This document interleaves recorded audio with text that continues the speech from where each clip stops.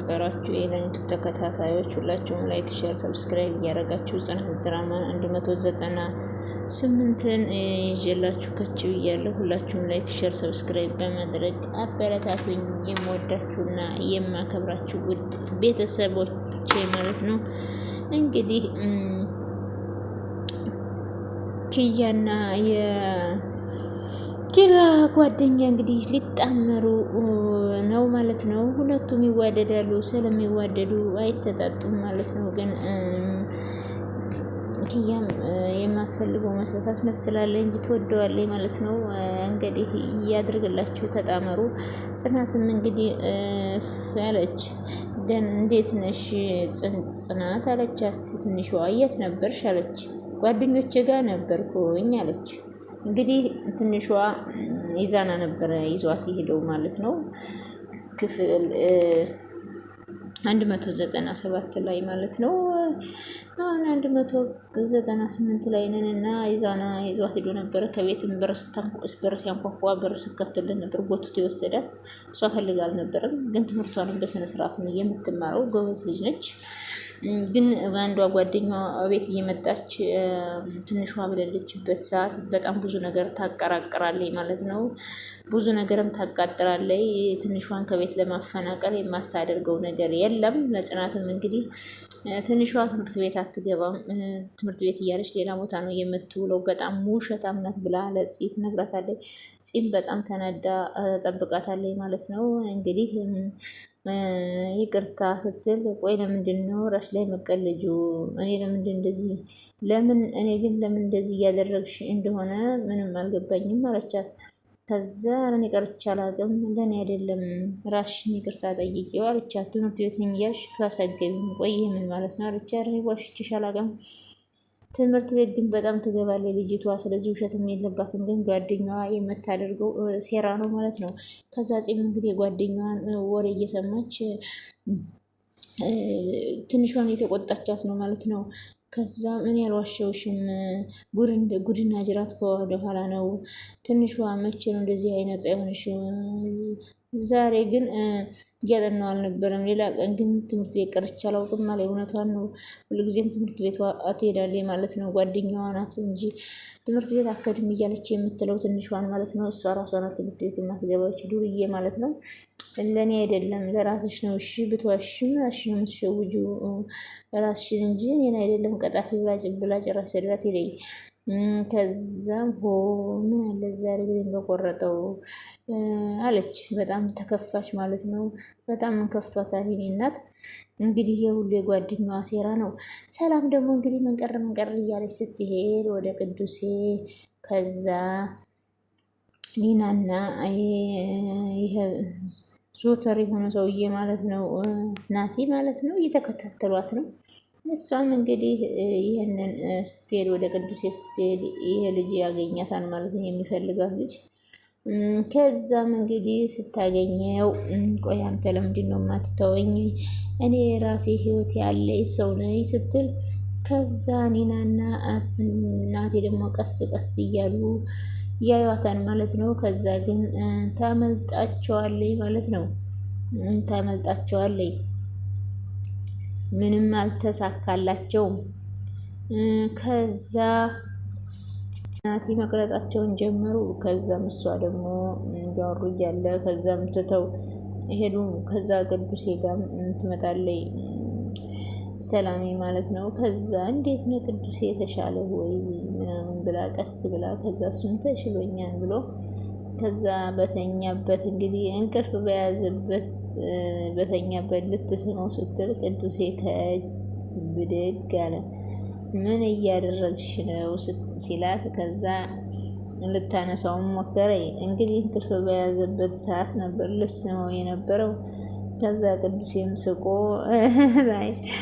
እዛ እንግዲህ ፍቅራቸው ቀጥሏል ማለት ነው። ከዛም ማፈረይ ከዛም ሁለቱም ሲሽኮረመሙ ማውራትም አልፈለጉም። እሷም እሱም የተሽኮረመሙ ነው።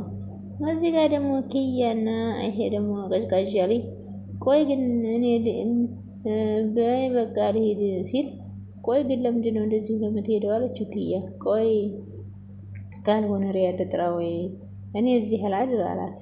ሆነ ሪያድ እጠራልሃለሁ እዚህ ድረስ ይመጣን ብለሽ ነው? እና ምን ተሻለ? እንዲሁኝ የራሱ የጎትት ሄደ አይመስልም። ተይው ይቅር። እኔ እኮ እዚህ ጋር ምን እንደጣለህ ነው ራሱ ያልገባኝ። እኔም ራሱ እኮ አልገባኝም ምን እንደጣለኝ ራሱ ግራ የገባኝ። እሺ ቆይ ወይ ትንሽ ቆይ እስኪ ከተሻለ አለችው። የማላደርግበት ቤት አላማሽም ማለት ካልሆነም በቃ ደር አለችው።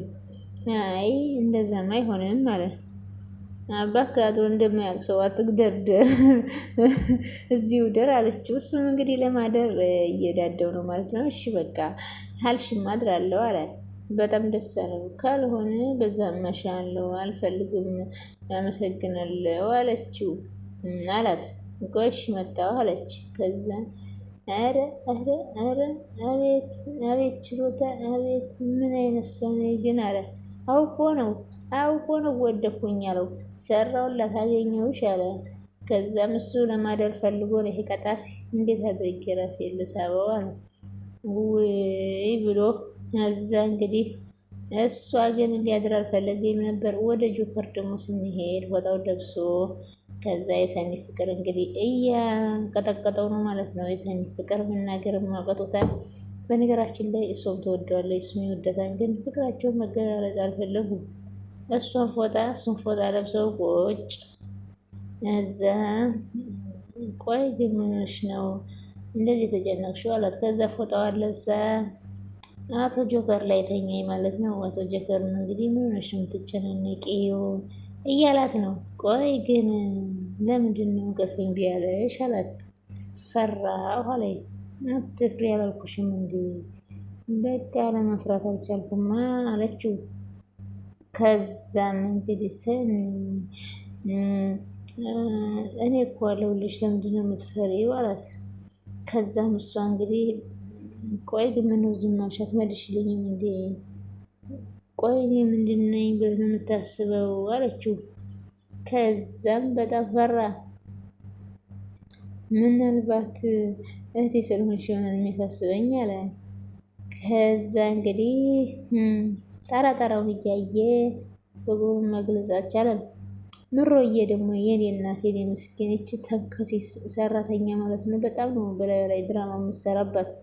የሆነ ነገር ልታደርጋት ልታፍናት የሆነ ነገር ልታደርጋት ስትል ሁል ጊዜ ይደርሱባታል። ዛሬም እናትየዋ ደርሳባታል። ይች ተንከሲስ በጣም ብዙ ነገር ስታደርጋት የሆነ ነገር ስትጮሁባት እዛ ሲደርሱባት እየዘፈንኩላት ነው ትላለች። ስለዚህ ለምሮዬ ይች ሰራተኛ ትባረርላት። በእውነት በጣም መጥፎ ነች። ከዛ ደግሞ ወደ ኪራና ወደ ፂ ስንሄድ እንቅልፋቸውን ተኝተው ከዛም የሚሰሙት ነገር የለም። ከዛ ፂም ምንድን ነው እያለኝ ቆይ ግን ትንሽ ተኝ እንጂ አላት። እንዴ ስራ እኮ ይረፍድብሃል ስራ አከድም እንዲ ያለችው። እሱማ እሄዳለሁ ግን ያው ትንሽ ዋለች እሷ ትስራ የምትወደው ምግብ እኮ እንድትሰራለህ እኮ ብዬ ነው አለች። እኔ የምወደው አንቺን ነው አላት። ከዛ ታዲያ እኔን ልብ ላይ ነው እንዲ አለች። እንዴ አዎ በላሻለሁ አላት። በዛ ነከሳት። እንዴ ነከስከኝ እኮ ታውቂያለሽ እንዴ የስንት ዓመት ህልሜን እየኖርኩ እንደሆነ አላት። እንዴት አለች።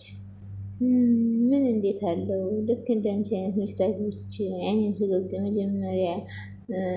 የመጀመሪያ ስገልጥ አንቺን ማየት ነው የምፈልገው። ግን እኮ እኔ ያልነበርኩም ምርጫሽ አለችው። እኔ ያልነበርኩም ምርጫ አለችው። ከዛም ፈጣሪ አንቺን መረጠልኝ በጧቱም ቀኑን በደስተኛ ስትጀመርከኝ ነው አለች። ከዛ እሱም እንዴ ዋናው ዓላማ የምን ሆነና ነው ሚስተኛ ደስተኛ ማድረግ እኮ ነው። አንተ በመኖር ብቻ እኮ ደስተኛ አድርገኛል አለች። ከዛ እሺ በቃ አሁን ተነስቼ ምግብ ስራ ልብስን ማዘጋጅላት እባክሽ ይደርሳል። ባል ለሚስቱ የመጀመሪያ ልጇ ነው ሲባል አልሰማሽም ማለት ነው። እሱ ደግሞ ምን የሚሉት አባባል ነው አላውቅም። አልጋ ላይ እየተፈጠረ አባባል ነው አላት። እና አሁን አትለቀኝም አንነሳም ስትለው አሁን ትንሽ ሚስትዬ አሁን አቅፈሽኝ ተኝ እኔ ምን አገባኝ ምግብ ካልፈለክ ቁርስ ካልፈለክ አለችው። እሱም ትንሿ ትሰራለች ብሏት እንግዲህ ደግሞ ወደ ናሁም ሰራተኛ ስንሄድ እቺ ተንከሲስ በተኛችበት ከዛ ናሁም ይመጣል። ቆይ ግን እስካሁን ሰዓት እች ሀዊ ምን እያደረገች ነች ደግሞ? አንቺ ሀዊ ብሎ ሲጠራ ምንድን ነው አለ። ተነሽና ለምሩ ምግብ ስሪ።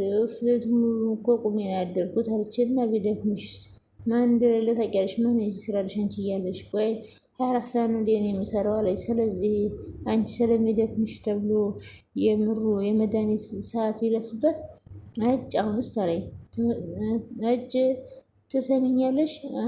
እጭ አትበይ። እዚህ ቤት የገባሽው ስራ ለመስራት ነው።